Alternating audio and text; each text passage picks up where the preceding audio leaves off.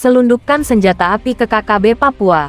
Warga Papua Nugini juga dipergok bawa 8 karung ganja. Melansir dari poskupang.com, tindakan nekat dilakukan seorang pria asal Papua Nugini (PNG).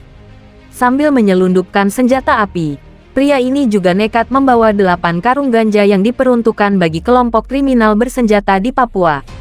Fakta itu diungkap Kapolda Papua, Irjen Pol Matius D. Fahiri dalam sebuah video yang kini viral di media sosial.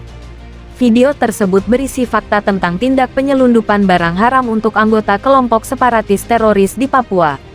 Kapolda Papua menyebutkan bahwa tindak penyelundupan itu terungkap dari perilaku seorang pria tak dikenal dengan gerak-gerik yang sangat mencurigakan. Dari gelagatnya terlihat kalau yang bersangkutan sepertinya menyembunyikan sesuatu yang dibawa masuk ke Papua, wilayah hukum NKRI, Negara Kesatuan Republik Indonesia. Dan setelah dilakukan pengintaian selama beberapa waktu, akhirnya terungkap bahwa pria berkulit hitam itu benar membawa ganja dan senjata api. Ganja dengan berat mencapai ratusan kilogram tersebut diisi dalam 2 karung berukuran besar. Sedangkan senjata api diisi dalam sebuah gardus, kemudian diisi lagi dalam sebuah tas pakaian. Selain senjata api, di dalam gardus tersebut diisi juga dengan amunisi yang jumlahnya mencapai ratusan butir. Amunisi itu rencananya akan diserahkan kepada anggota KKB Papua. Apesnya, sebelum semua barang itu dipindah tangankan, pria berkulit hitam itu keburu ditangkap aparat keamanan. Ia ditangkap di sebuah kamar kos yang biasa digunakan bila hendak melakukan transaksi jual beli ganja dan senjata api. Belakangan terungkap bahwa oknum penyelundup itu berinisial FK. Pria ini telah lama melakukan tindakan penyelundupan ganja dan senjata api sesuai pesanan kelompok kriminal bersenjata tersebut. Menurut Kapolda Papua, pihaknya telah memerintahkan Direktorat Kriminal Umum (Dirkrimum) bekerja sama dengan Direktorat Narkoba Polda Papua untuk menangani kasus tersebut. Dia juga telah memerintahkan anak buahnya untuk mengungkap jaringan penyelundupan barang haram tersebut masuk Indonesia. Kasus itu harus diungkap tuntas sampai ke akar-akarnya. Saya sudah perintahkan Dirkrimum dan Dirnarkoba untuk berkolaborasi mengatasi kasus itu. Jaringan penyelundupan FK harus dibongkar, ujar Matius D. Fahiri.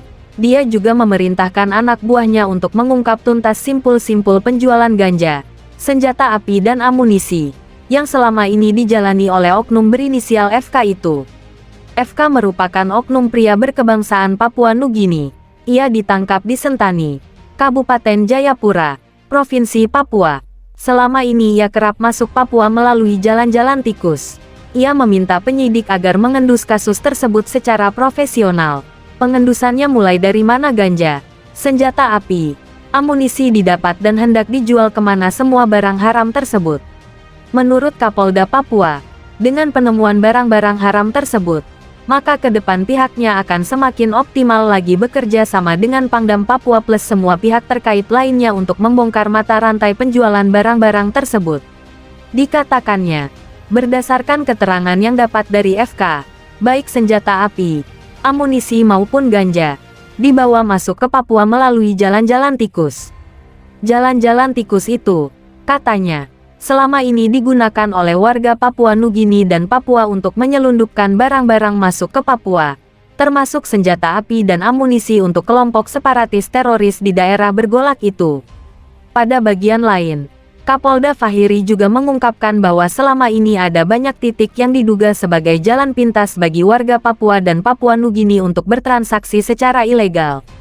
Mengenai nasib FK, dia menyebutkan bahwa oknum pria tersebut ditangkap pada Kamis pekan lalu. Saat itu aparat keamanan juga mengamankan 8 karung berisi ganjar, senjata api serta amunisi.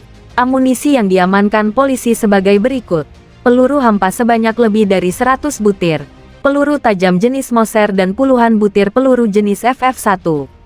Untuk diketahui, pasar gelap di Papua rupanya tercipta di area tapal batas NKRI di Papua dan Papua Nugini. Di pasar itulah terjadi pertukaran barang antara warga Papua Nugini dengan warga Papua. Barang-barang tersebut masuk ke Papua melalui jalan tikus.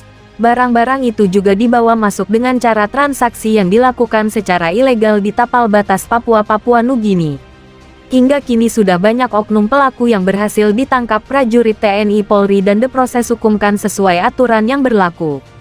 Salah satunya adalah FK yang kini sedang diinterogasi oleh aparat penyidik Polda Papua.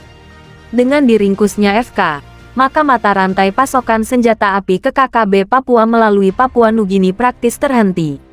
Dengan demikian maka kekuatan kelompok kriminal bersenjata itu kemungkinan terus melemah dari waktu ke waktu. Apalagi tim gabungan TNI Polri juga terus menggelar operasi pengamanan. Sementara upaya penyergapan anggota KKB Papua juga terus dilakukan. Baru-baru ini, tim gabungan juga menyergap sekelompok pria bersenjata yang baru-baru ini melakukan tindakan pembakaran kantor dan bangunan sekolah yang telah dibangun pemerintah di distrik Ramamongga, Kabupaten Fakfak, Provinsi Papua Barat. Penyergapan markas KKB Papua itu dilakukan setelah anggota KKB Papua secara bengis dan mengerikan melakukan tindakan penganiayaan terhadap kepala distrik atau camat Ramamongga, Dason Hegemur. Penganiayaan itu dilakukan tanpa ampun. Korban yang adalah orang nomor 1 di distrik Ramamongga itu dipukul, ditendang bahkan diinjak-injak oleh para pelaku. Lantaran tindakan tersebut telah melampaui batas kemanusiaan, sehingga korban akhirnya meninggal dunia secara mengenaskan. Korban telah dimakamkan di Taman Makam Pahlawan di daerah setempat.